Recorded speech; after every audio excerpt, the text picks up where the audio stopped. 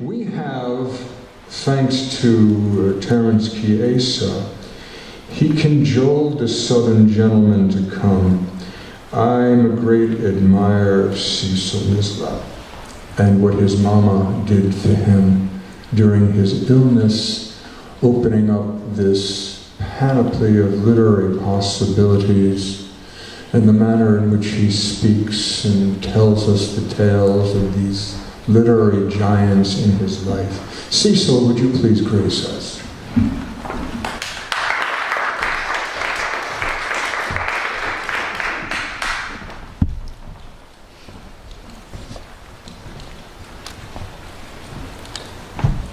Hot night in the Hotel Lafayette, Grand Isle, Louisiana.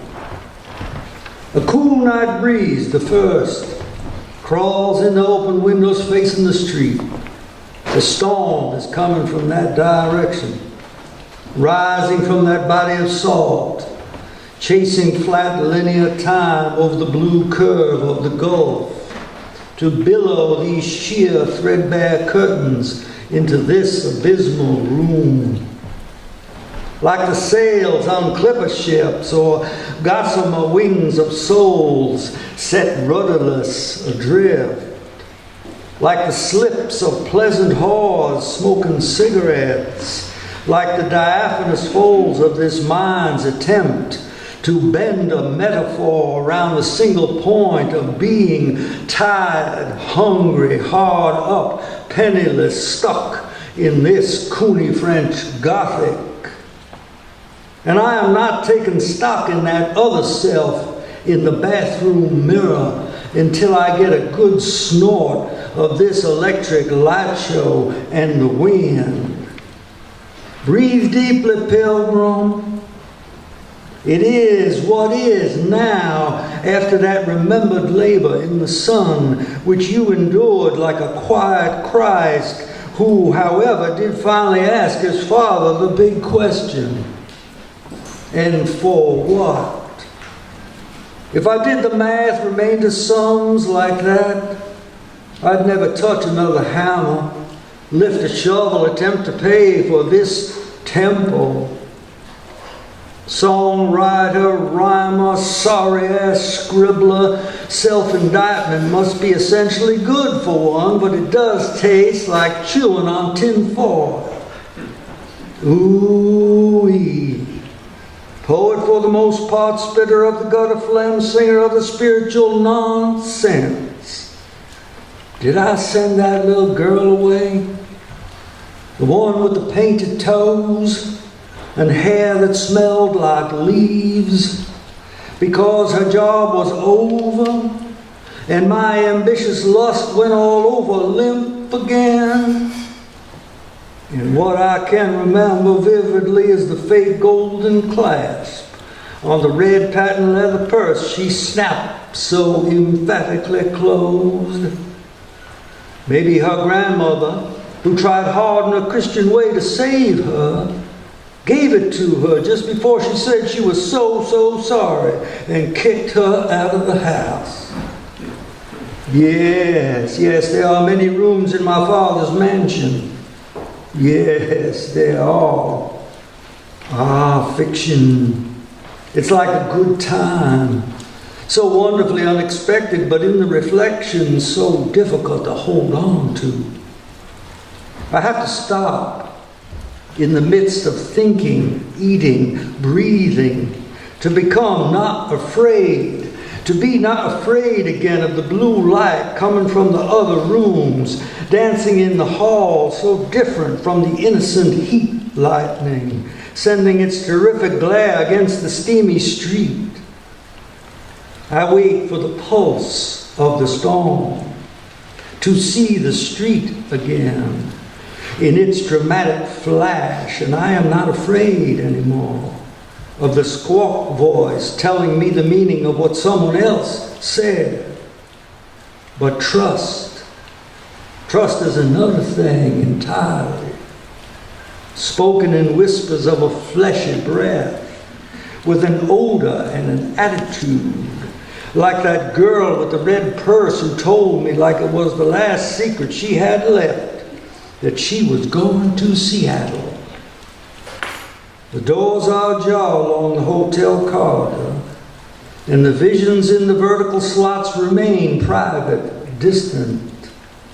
But the sounds crowd into the hall, conspicuous, grotesque, copulating with the smells boiling atop the hot plates. Hilton of the vaguely hip, den of the downtrodden, it's downhill to the bathroom at the end of the hall. And me in my boxer shorts with a pattern of freed balloons cascades that tipsy way. Random junkie of the long shot, I place an imaginary bet on an imaginary horse called Runs-A-Lot in the Fibs and realize, glory, glory, it is raining.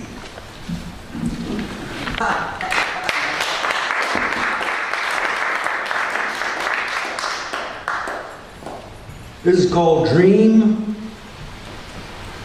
The cool Louisiana rain of late lavender afternoon has left its wet skin steaming in tremulous mirage above the hot black macadam road. The conspicuous overlap of the moss-covered oaks has bled together dark into one great shadow. In quiescent night, costumed in gray vague modulations, claims in silent soliloquy a secret knowledge of this, our brief, eternal transportation. The full moon ventures out into midnight's cobalt sea, and the silver ribbon road stretches to beyond where such vanishing points seem to meet. Dream of having been a voyager, or simple truth revealed. I remember all of this. The long white convertible, the blood red interior, the radio set amidst a curve of chrome, playing the vigorous rockabilly of a lonely Texas troubadour. In motion, passing, flowing, silent like a river, or suddenly clattering, mechanistic like a factory, the fiery cylinders pumping up and down to turn the momentum miracle around into the flying circular. Hands poised near to where they last thought of control, I turn to my forever passenger, Yvonne. Yvonne Boudreau, I have named you. Cooney French, trashy white, mulatto mixture of a wise gypsy child, sitting improper there, in your flamboyant orange dress, eyes glistening wet, thinking your hidden intrepid thoughts. Who the hell are you, Yvonne?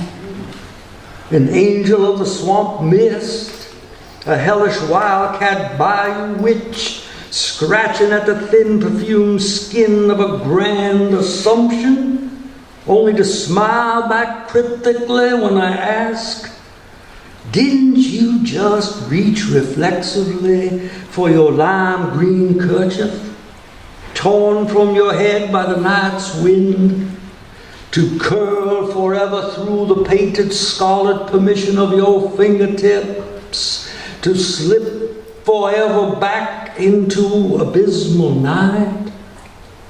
Tell me I didn't see that you didn't care that my flimsy gift which you gave your scent to simply disappeared, drawn from your lovely neck as carefully as someone jealous might steal it while you laughed.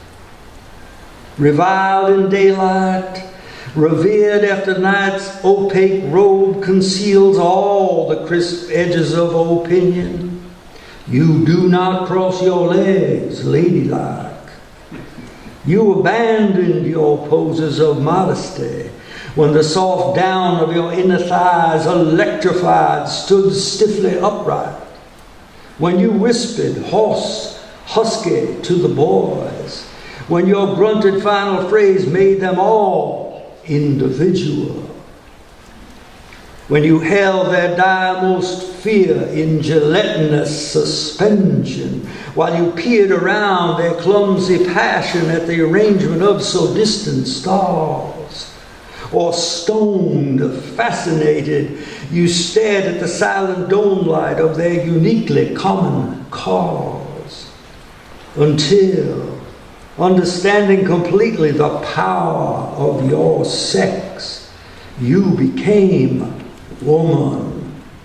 So much so a female, delighting in the slipping of silk gifts over your soft, abrupt obstacles, standing calm naked in your scented lilac talc for what you accepted as their ignorant inspection, trading gleefully the hard feel of remembered pine boards for the luxuriant depth of Persian rugs, discernment even in your naked toes, or especially there.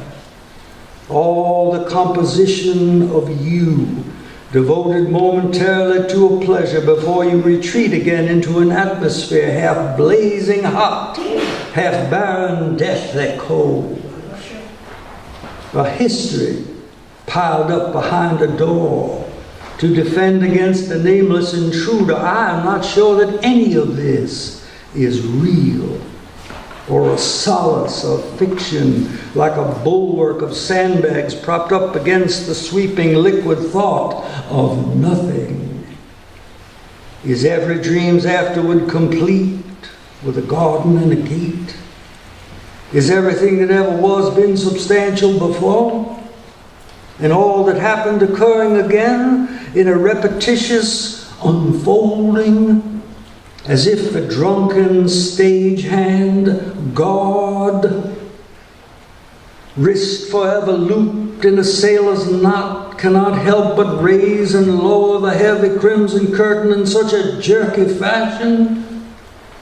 And now you bring me back to everything immediate with your strange request to please let go of the steering wheel. Here, at the top of the hill. It's best at the top of the hill, you say. And darling, please turn off those awful headlights.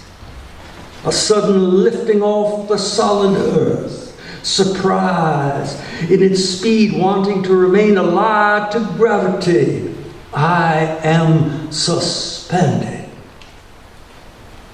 In my sweating, fleshy greed, I want so much to know that every cell of me is not sleeping.